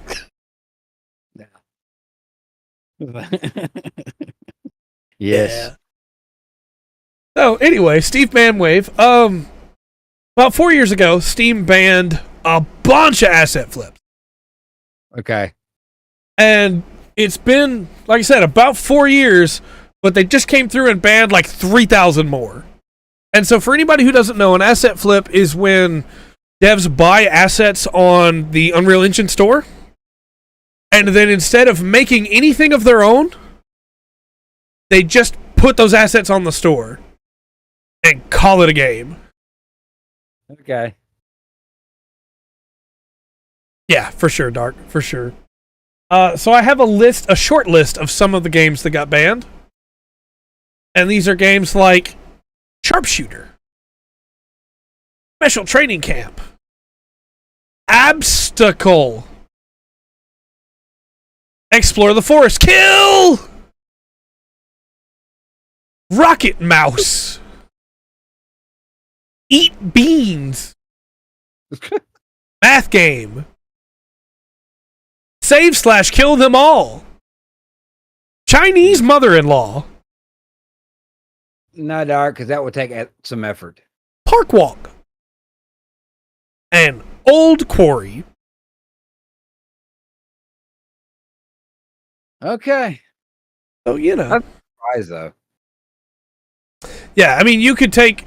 Valefisk put out a video shortly after this on the game that he made using asset flipping, and how he then went and made some of his own assets to make it something special. And if he hadn't added those assets, he could have made it... he could have made that same game in, like, 3 days, tops. But, I mean, it's hard to say, Remas. They made the tough call. If they,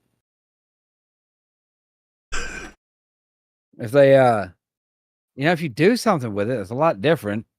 But yeah, just put it out there, the same thing. That's ridiculous. Of course, like I said, I'm not surprised. I'm sure it was out there. Emotional damaging. Yeah. So good on Steam for trying to clean up the store a little bit, because there was a day when it was hard to get your game on Steam, and that day is long gone. Yeah, well, I mean, it should be a challenge, right? Mm-hmm. I'm sure that all of us can sit here and go, yeah, I got a good idea for a game. Right. And I'll piece it together with stuff that's already out there. That may have a cool story. Mm-hmm. I'll give you that. But it actually takes, some work, some ability, and talent to bring, a game to life. Yeah. Actually add something to it. I agree. Now, speaking of talent, I want some duck. Right?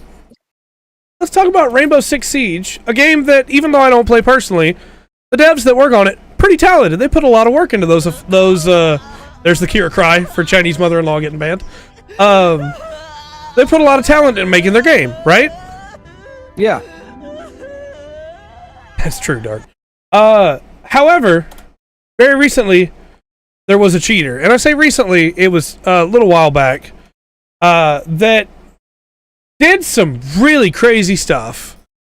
So it was in 2020 that a cheater, who I will not name, got banned for cheating and called in a hostage SWAT call on the Ubisoft Montreal office. No one was hurt, thankfully, but it could have been very bad. And then he tried to do it 2 more times.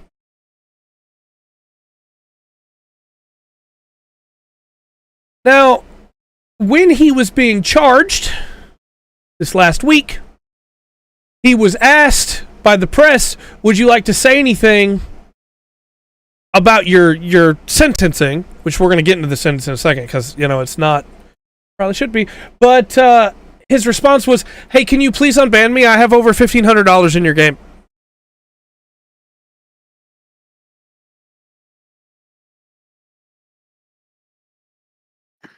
Yeah, yep. So, he's getting a 3-year sentence, including punishment for several other charges related to a DDoS attack on the French government. And he's getting 3 years. Yeah, they're probably going to put him to use. Yeah, I was going to get to that part, Dark. He made a bunch of Smurf accounts, and all those got banned too. And unironically, it is more than 40,000 times but they wouldn't give the exact number. But one of the devs on Twitter said that he's pretty sure he's personally banned that guy's accounts at least 20,000 times. So if that's 40,000 plus that 20,000, we're getting close to that 80,000 Dark's talking about. Like, this guy's unhinged. Man. But he will be required to compensate victims and to undergo treatment for mental health problems. And the question of how he's going to compensate has not been said, but it's probably just going to be a fine and, you know. Yeah, that breaks down all differently and everything. Yeah. Man, you're basically hiring a hitman. Yep. On somebody when you do that. Yep.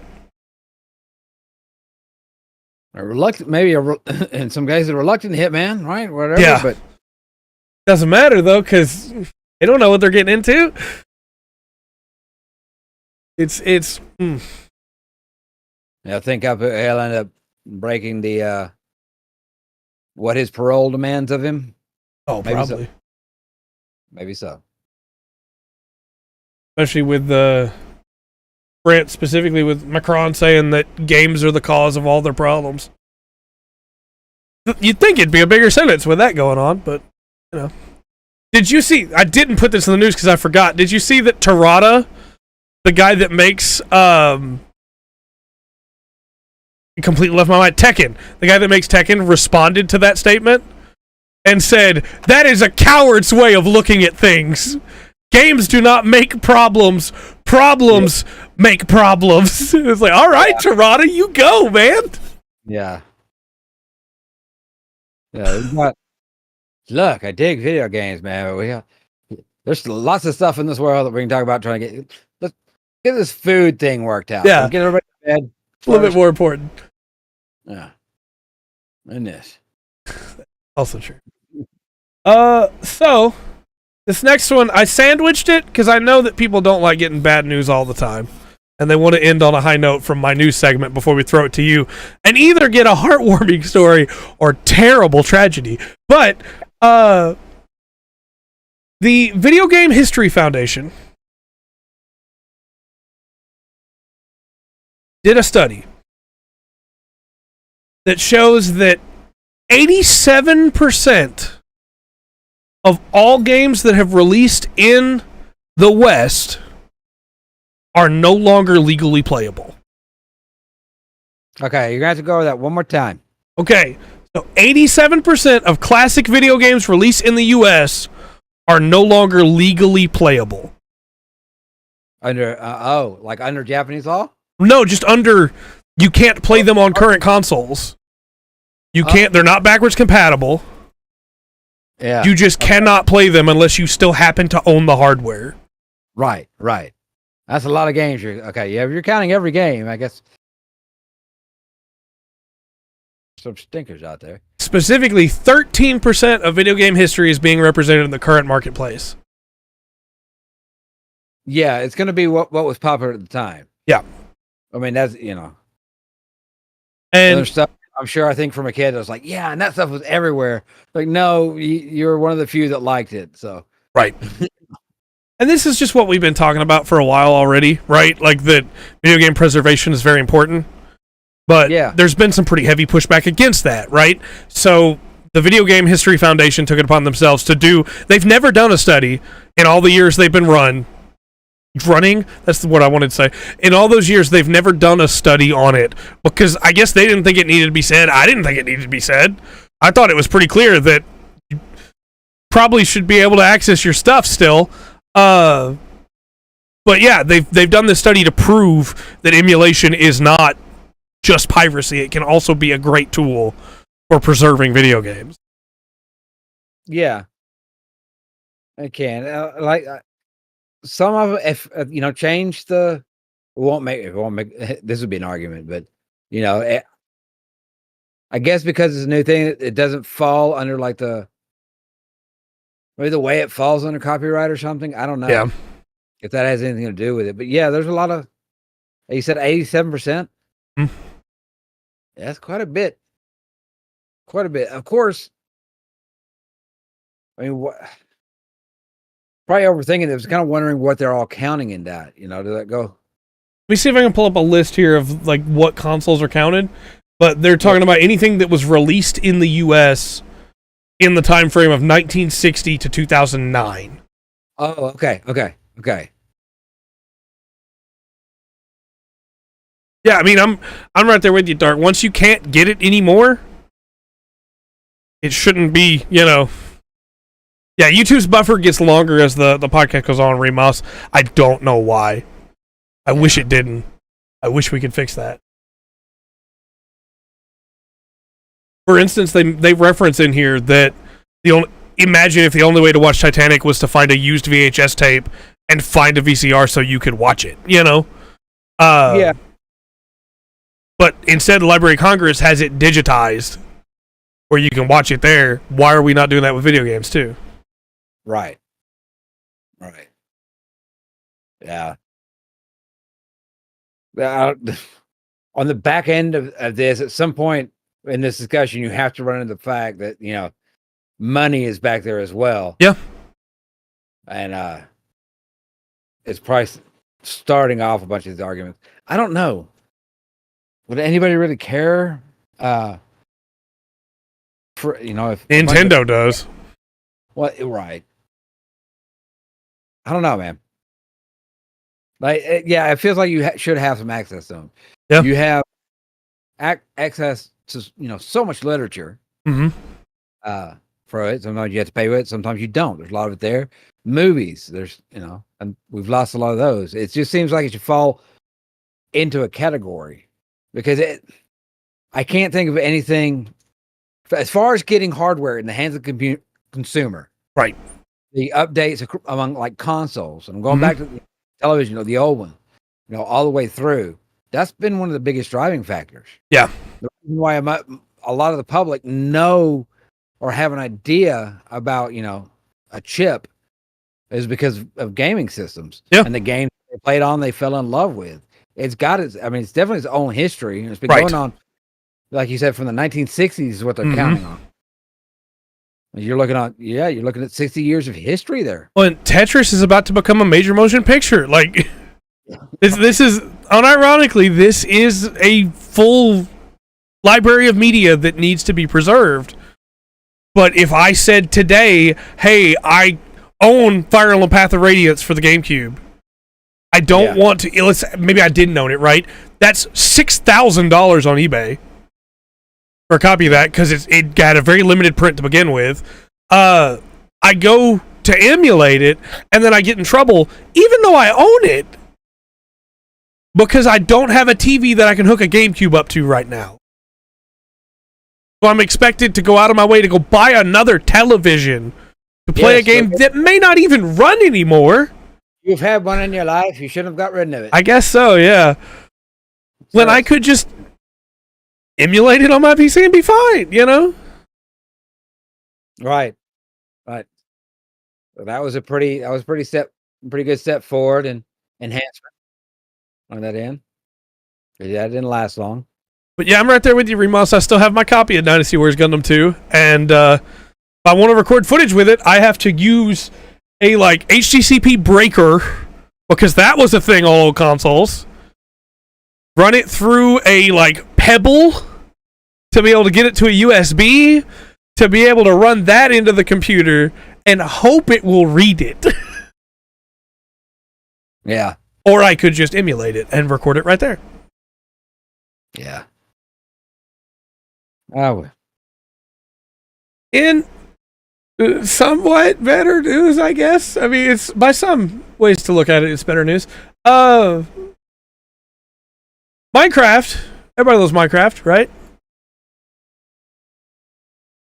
Minecraft Wiki is making a difference.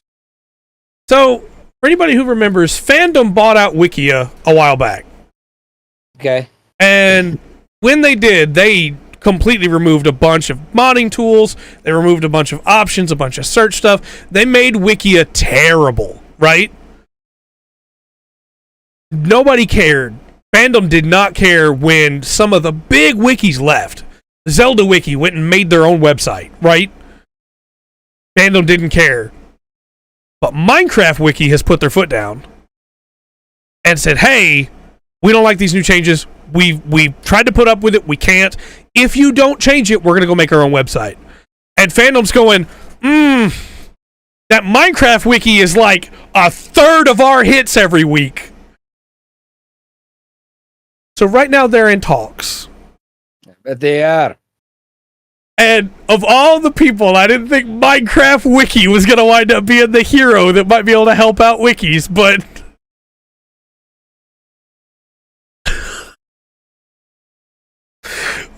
we'll see how it develops. We shall see.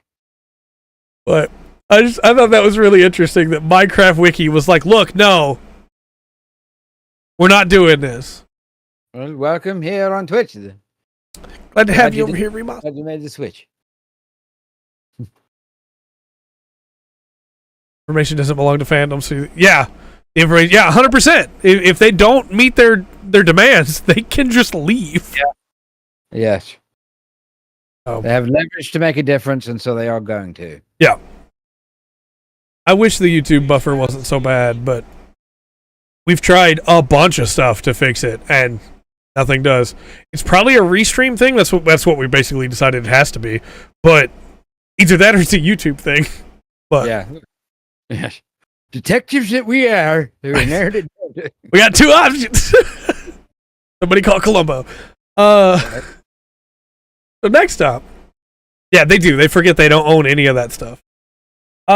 We finally have an update on Microsoft, if I could spell, Microsoft v. the FTC. Yes. And I say for now on the end of it, Twitch is laggy too. Oh no. That's not a good sign. I say for now on the end of it just because Microsoft and the UK are still having some troubles. Yeah, I think that will affect fandom a lot, honestly, Remas. But Microsoft won. The FTC got told, hey, they have proven, the judge decided they have proven, Microsoft has proven that Call of Duty is being brought to all these other platforms. Microsoft basically bankrolled going on Switch. Yeah. And so the judge was like, yeah, no, it's clear they're not trying to keep this exclusive for at least the next 10 years. You can come back in 10 years, you got a problem with it then, but right now, they're good. The UK is still trying to stop them. So in the US, they're good. In the UK, we're still unsure, but they have both agreed to pause the lawsuit to negotiate. Probably because Microsoft is going to show up in the UK court and go, hey, we won over there, so, I mean... But yeah, I doubt they will, and I don't think any company's going to, or any country is going to stand up to them that's not already. Yeah. And the ones that are already are for different reasons. Yeah. You know, over this, I don't care what exclusive or not. Right. Yeah, they showed a bunch of things over the weeks. It's like, look, all this was going to be Sony exclusive. Right. You know, and a bunch of other things. I don't know. They're worried about them getting too big, I guess, and there's almost no stopping them at this point. Right. I do think it was really funny that one of the big pushes the FTC had, because I want to clarify, I am all for non-exclusivity. One of the big things the FTC was using was that Sega had said, yeah, Microsoft tried to buy us like 10 years ago. And then a Sega representative was in court and said, yeah, Sony also tried to buy us, though, like 20 years ago. Like, yeah. Like, well, of course they did. Yeah. Oh, they were trying to do what companies do, is what you're saying. Yeah. And I think that really swayed the judge, the idea of like, look, this is the smoking gun. They tried to buy Sega. Like, it's like everybody tried to buy us except for Nintendo because they hated us. Yeah, exclusivity is weird because I see what you're doing, but you're not selling your machine. Right. You know, you're selling software. Mm-hmm. Yeah, exactly. Yeah, it does. The so there's no point. Let the games go out. Show your machine does a better job of playing the game. It looks better on the machine. Yeah. You know? Put everything on PC. And boo, you can't have this. Right. So. And finally for our news, this is the big story. Let's talk about Battalion 1944. And the refunds. Wait a minute. Not Battalion when? 1944. I think I put 1994 in your notes. Yeah. Yeah, sorry about that. So this is kind of a long story. I'm going to try and make it simple and short, right? That's true, Dart. Basically, a while back, as in like a while back, 2018, February 2018, that's for sure. A Kickstarter was launched for a game called Battalion 1944. And it was going to be a multiplayer shooter in the style of like Call of Duty 2 or Medal of Honor. Okay. It was being made by a really small dev team that had only made mods before for Call of Duty 2 and Medal of Honor. The dev team of like 20 people that were all modders. It released after having like the Kickstarter like tripled. They asked for $129,300 and they wound up with $410,000, right? So, doing great. When it came out, though, in early access, there was a lot of disappointment because the console releases that they had promised on the Kickstarter didn't happen. They stopped responding on the Kickstarter. Before today's update, they hadn't responded since January 2018 on the Kickstarter. And then when the game got its full release, they put out updates, but only updates while ignoring Kickstarter people. Only put out updates for new skins that people could buy. Instead of patching any of the bugs or any of that stuff. Despite all that, somehow it was a successful launch. People liked the game. But as the months went by, they just kept releasing paid skins instead of updates. The game or anything like that. In 2022, the dev team, Bulkhead, said, hey, we've broken up with our publisher, Square Enix. At the time, nobody knew quite why, right? Turns out Square Enix expected more, is maybe the way to put it, from the team. For all the problems that Square Enix does have, they don't like failure. And so instead, they re-released Battalion 1944 as Battalion Legacy, which was free to play, and officially canceled the console editions of the game and said anybody that had backed for console versions could get a refund. This was in 2022, last year. They still hate it, though. Maybe they hate it because they know it. I mean, you look at what happened with FF14 1.0, and that guy that no longer exists in that company. They hate failure. Look at what happened with Lara Croft, Hitman. And those games didn't fail. They just thought they failed because they put the budgets too high. Anyway, it's been completely silent since then, right? Game came out, it's Battle Pass, it's cosmetic skin heavy, it has a concurrent 9 players on Steam. Not 9 as in 9 this hour, 9 as in 9 total for the month. Today, they put out a surprise announcement saying that across the board, anybody that backed Battalion 1944 on Kickstarter could get a refund. Okay. And they said that they couldn't do this on their own, but their publisher, their new publisher, Splash Damage, is footing the bill. There's a lot of stipulations here. And the big ones are you have 30 days to respond to the Kickstarter message or you're not getting your refund. And it has to be through PayPal. So if you're in a country that doesn't allow you to use PayPal, you're not getting your refund. Also, Also, if you purchased the game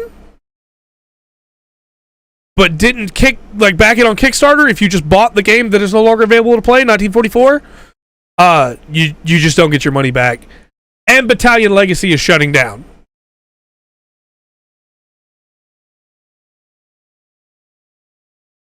So, people are a little upset. I mean, there's a lot of people that are happy because they're getting their Kickstarter money back.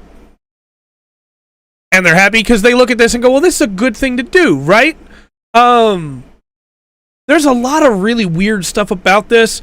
I've seen a lot of outlets try to be like, yeah, they're, as Rima said, they're trying to make it right, But there's some really weird stuff going on here.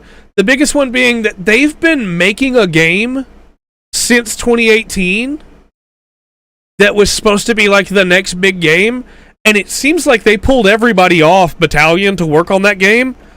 And that game is nowhere. We've heard nothing about it.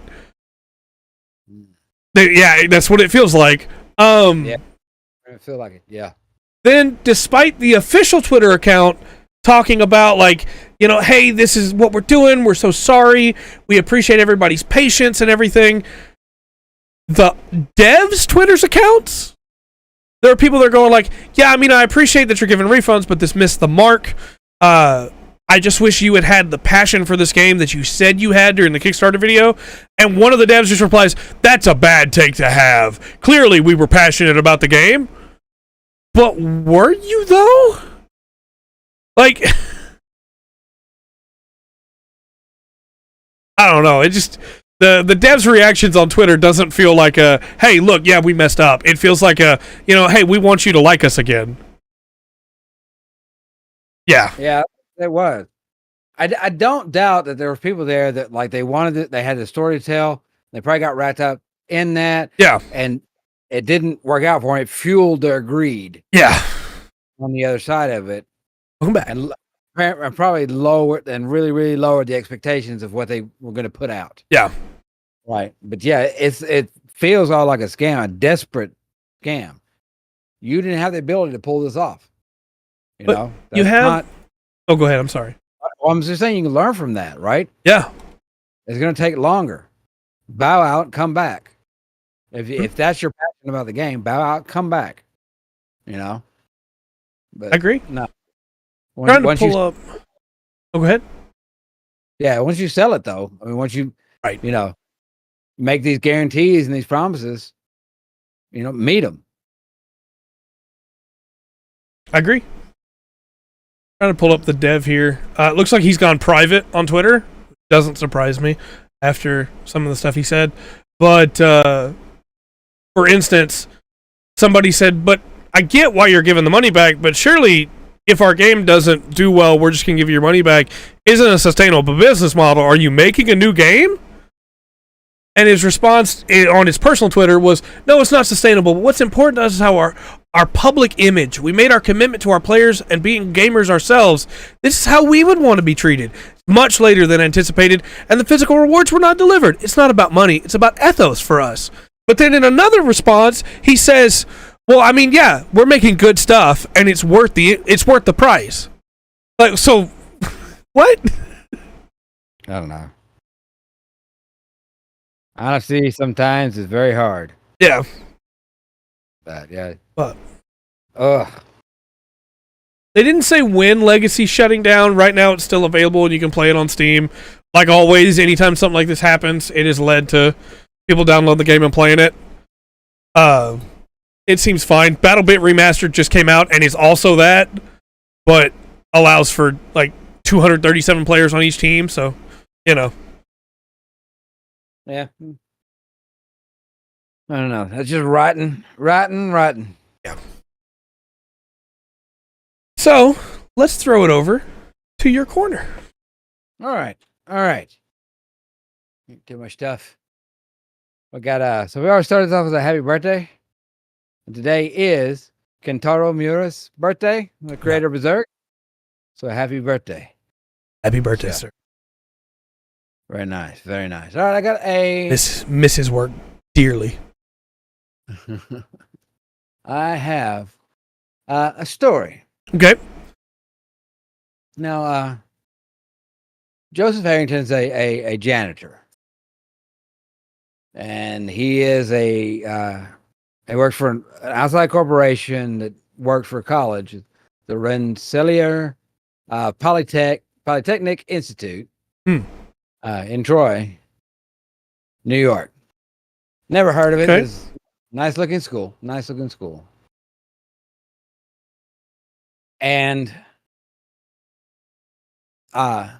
he cleans overnight, right? Right. Go through stores and everything. And he was doing his job, and this alarm had been going off on this fridge.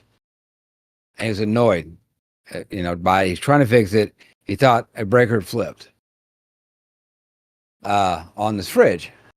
And it turned out the breaker hadn't flipped. It had power on. The alarm was just going off.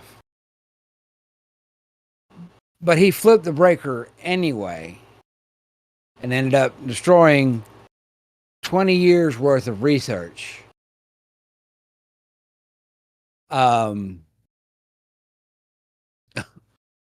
Yeah, so I was trying to find a price on it. I'm sure it was millions of dollars. The lawsuit is revving up right now. I bet. No, that was the only spot. The college is saying that that his employers did not adequately train him on how to handle specialized and delicate equipment, and I don't. Yeah, because there's no ill intention. Yeah, that's a lot right? of damage. Like, man, this alarm's going off.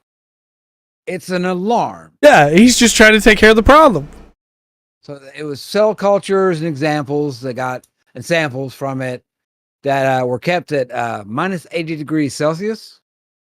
That's 112 degrees Fahrenheit. Right. Below.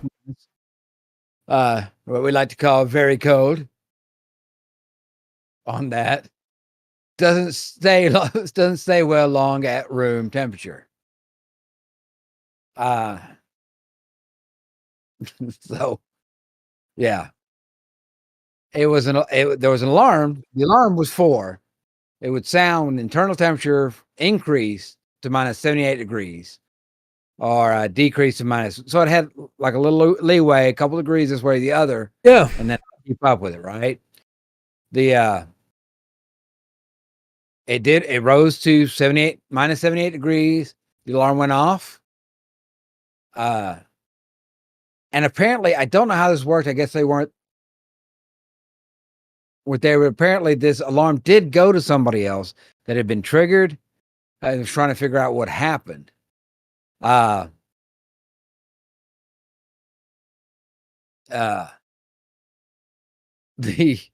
kind of leads into kind of a series of events. So I want to point this out. This happened in September 14th, 2020. Watch out, bearded man. And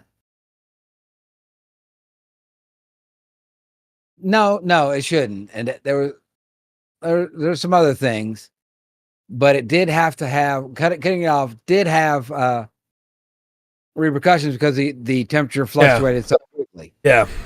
And it was already at the 2 degree mark. Right. Supposed to have, Poor guy. At the time when it happened, when it's realized that they got to it, okay? That's where it kind of gets me a little bit. The story's kind of like, oh man. They think they believe, I have no way to prove it, they believe they'd saved everything. They managed to save everything. They had to they would have to get a technician out there quick, or they could believe they could save it. Right. This happened in September 14th, 2020. And there was some restrictions in place. Yeah. And so a technician could not make it until the next day. Right. Yeah. There was a huge sign on the freezer that says this freezer is beeping As it's under repair, please do not move or unplug it. No cleaning required in this area. Press the alarm test mute button for 5 seconds if you would like to mute the sound. Oh, oh my God, no. Yeah. Yeah. Frozen cellular samples. I don't know what kind of creepy it was. Okay, there's a little bit more, and I've got it. I just can tag that's on the ends, because there's not, they're not. I don't want to sign this guy too hard. Right. One of the biggest ever, especially at the end, because the company that had hired this guy, the janitorial company they worked for, they the guy he had special needs, and this is the guy that they sent in to a high-tech laboratory to do the cleaning. I don't have that information. Why would you? I don't know what they were doing. It says cells and cultures. I don't know if they're doing stem cell research. Stuff's been frozen since the 70s. I have flip-flopped so much on whose fault it is tonight that did this. I'm currently leaning on it's the company's fault. Yeah. Yeah. Yeah. Oh. Yeah, but fair. If he can't read. Yeah. I don't have, like I said, I don't have that information. I don't know where he is. All I have, is that that he has special needs. But I think maybe there's some considerations that taking place. It's my first thought when you said special needs, and Dark's too, because we both hit can he read, is it extreme dyslexia or is it a mental problem that makes it where he can't read well? Yeah.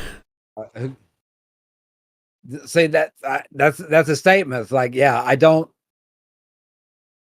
The only thing I can't lay the blame on is the cultures themselves, right? Yeah, right. The fridge is at fault. The guy's at fault. The company's at fault. The other engineering company's at fault. The city's at fault. I'm at fault. I thought I'd read like 21 million somewhere. That it had was the suit was for, but I can't find that, so I'm not sure what it's going to be. Maybe that's what was I saying? Yeah. Also, I'm just going to go out on a limb here and say if that fridge was acting up like that, somebody that works there is at fault too, because they should have moved those cultures to another fridge. Yeah. I don't know if that was the first time it happened. It could have been. Yeah.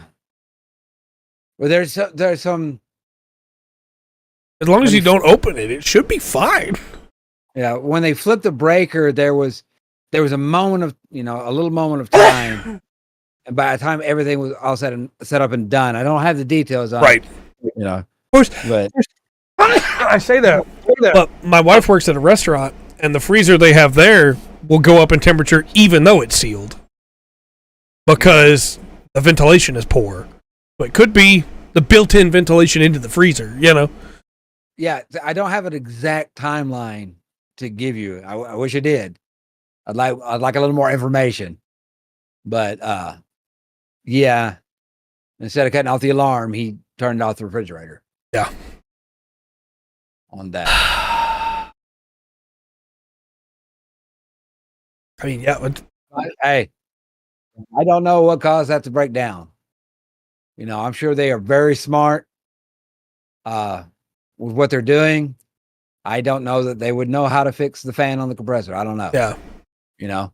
Look, at this point, Jimmy Buffett's to blame. Everybody's to blame now. Oh, gosh. Love that. So, let's throw it over to your assignment then. Okay. I do have one other thing. Please go ahead. Please go ahead. So there's another story. It's going to go real quick. There is a fish, and it's called the Devil's Hole pupfish. Okay. Do with that what you will. Devil's Hole pupfish. There's a hole in the ground. This is where the fish live. That's all. I'm gonna make it quick. They got down to 35. The people who found this little hole with fish in it, got it. There was 35 fish in there. All right. Now there's a couple. That was the lowest I'd seen it. But over the past couple of years, it has bounced back, and it's a little bit. They're not sure why. I mean, I know a basic reason why. Yeah. So they're up to 175. Okay. And the count has been holding at that through that. Now I realize 175 is not a lot when you're talking about an entire species, right? But they do only live in one place, as far as we can tell. There was a couple of earthquakes that were real far away from where they live that caused the water that they're in to like really splash around and a couple of things to fall that I think maybe boosted up the minerals in the water. And there was a flash flood that ran a whole bunch of mud in there. And one of the researchers there thought this is going to kill them. They're done. Right. You know, and she went out there and it's actually helped seem to boost the population. There you go. Through it. So, come on. The water is 93 degrees Fahrenheit all the time. It has very low oxygen levels. And this is where the fish live. In where is it? Where is it? Devil's Hole. Yes, it's Devil's Hole. It's a protected national park, and I don't miss the national park that it's in. But just hey, Devil's Hole pupfish. Here's to you. I will never come see you since you live in a national park. Right. I don't know. I don't know if they're, because they do send divers down, and they don't have any predators right there. Like when the divers go down, the fish will come up to them. So it's obviously, and really they just feed off like one shelf. Yeah.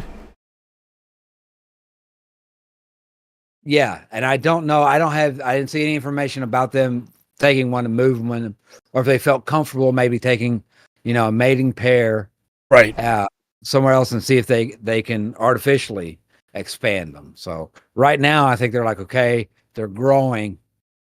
Maybe 35 is too low of a number to take any fish out of. Right. Maybe since it's holding steady and this population getting bigger, maybe they're holding off. I don't know. Wait till they get to like 500 and prove them like they did the peregrines. Yeah. So good luck, fishies. That to them tonight. All right. All right, now assignment.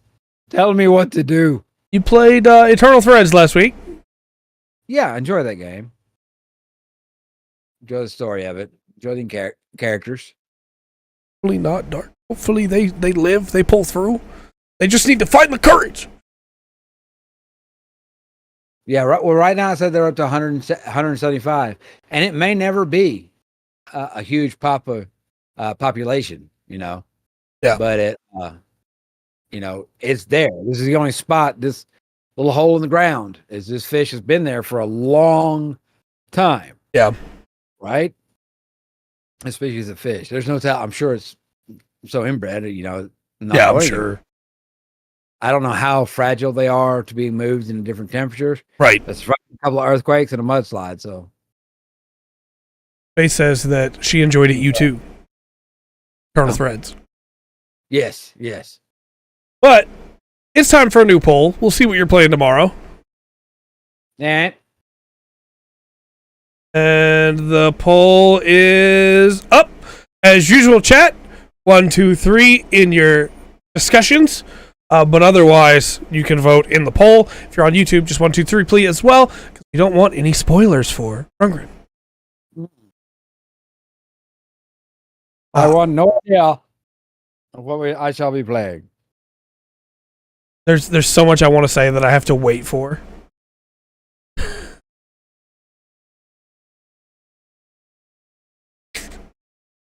Look. Look up and see a comment from Dark. Dark, you're the best. Okay. So, while the vote continues, I do have a list of Green Lantern names for you here. Now this might surprise you to know this is a Green Lantern's name, but Jade.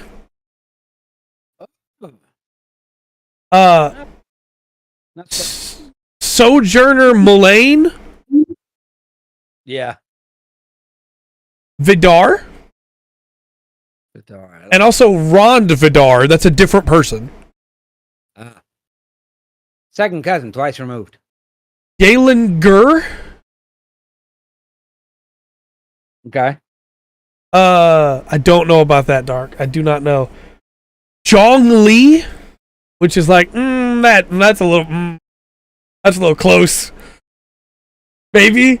But that's from Green Lantern Dragon Lord. Grr. Layham.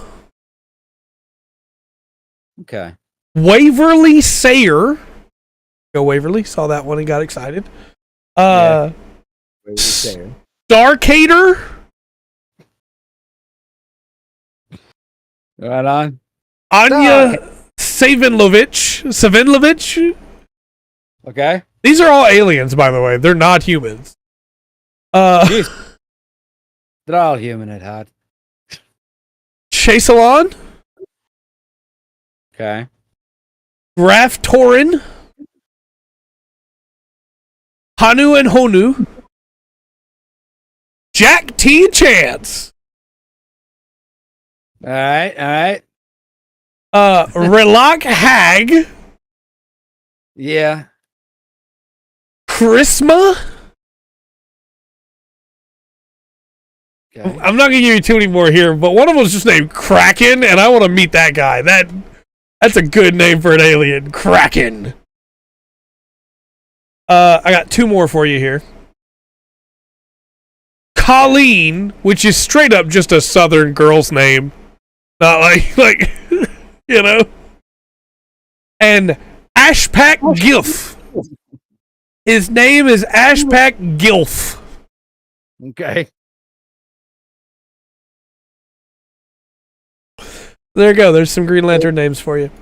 And the vote has ended. Okay. And the winner is Eternal Threads. You're going back. Cool. We're gonna have to finish it up. So continue a game the next week. That'd be great. I was all like excited tonight. I was like, oh great, we're gonna have 3 brand new games. I can feel it. And then I rolled 3 games that were on here last week. All right. I was like, oh, all right then. We're dice like these numbers. Stick with you. So yeah, eventually it'll be different, I guess. But for now, you got Eternal Threads again. Yeah, that's cool. And before, go ahead. I need to find out what Tom's doing, or how they're gonna do the baby thing. Spoilers, I know, but like, I'm invested. Yeah, invested. I know I say it every time. I promise you, I am not gaming this thing, chat.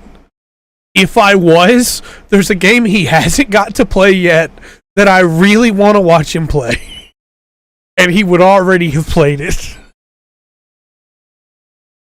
Fair enough. So, you got any plugs? I did watch a thing today. Yeah? On the YouTubes. Yes. Shaneology, I think was the name of the channel. Okay. Basically, he was Skeletor. Nice. He had to suit, did the voice good, and did ARA Art had done characters from He-Man, Master of the Universe. Yeah. And She-Ra, Princess of Power. I know. I dated. Some of them were good. Some were really good. Some of them not so much. Yeah. A lot more terrifying. Very nice. There were funny videos as Skeletor reviewed. Yeah. The new AI pictures of He-Man and She-Ra. Nice. I'm going to plug Alan Pan, who is a creator YouTuber that makes like weird mechanical stuff. As part of a joke, he bought the Mythbusters copyright logo a while back and made some merch to sell on it. And then he made some merch with a parody of the CNN logo that used the letters CUM. And he's getting sued for that. That man's a child. And the lawsuit stipulation was that they would, because CNN owns Mythbusters. The lawsuit stipulation was that they would look the other way about the logo if he would give them back the copyright that he legally bought. Otherwise, they were going to sue him. And so he's legally allowed to sell the shirts that he made till July 23rd. And then he has to destroy his stock. So, just, I'm not saying go buy a shirt, but you could go watch his 6-minute I'm being sued video just to give him a little bit of ad revenue support. Because that's not cool. He legally bought that. Yeah. But what can you do? I'm gonna plug Alan Pan, even though dude makes some weird stuff, but he made legs for a snake because he didn't like that God took snake's legs away. So, Yeah, okay. That was a surfing, by the way. But anyway. Well, yeah, but tomorrow you'll be playing Internal Threads. Thursday, we're talking a commercial about Barbie. Thursday, we're talking Hungarian mythology. I completely misunderstood that comment for a second. I thought you meant it was a progressive commercial about Barbie, and I was like, okay, so Barbie's exploring her options, I guess. That. Yeah, no. It's the insurance. And then Friday, he does in fact come out progressive commercial on the 21st. Friday, we're gonna paint goats. Try and finish the goats, and hopefully not take as long to finish them as I did the stuff today. But I probably should have announced this sooner. Friday streams are changing. We're not just going to build and paint. We're going to do weird, fun stuff. We're going to be a little frivolous on Fridays. So, please don't. I like having my face. No, I got your nose. Yeah, I think you missed the memo there. Gosh. But yeah, we're gonna do some weird frivolous stuff for Fridays after we finish the goats. We are gonna finish our commitments and finish the goats. But the Gundam Game Day moment, that is one of the things we talked about, was maybe one Friday out of every couple months do a little mini Gundam Game Day. So we're gonna have some fun there. And then Monday we're gonna try and hopefully save a cereal. Yeah, see how it goes. I guess we got to save Mazog too, but yeah, yes. Oh, you're starting to side with that one guy, huh? No, I can't stand him. But Mr. Can't keep up with me in the mud, eh, man? It's all right, Mazog. Look, I will blast you myself if I can, but I can't because we need you. Right. Understand the feeling, sir. Yeah, a cereal. She likes Captain Crunch. But. And then next Tuesday, we'll have another podcast like this of some sort. Hopefully with reviews again. But maybe. Until next time, I've been Trey. I've been Rungren. And this has been the Full Spectrum Podcast. Remember to always enjoy the full spectrum that life has to offer.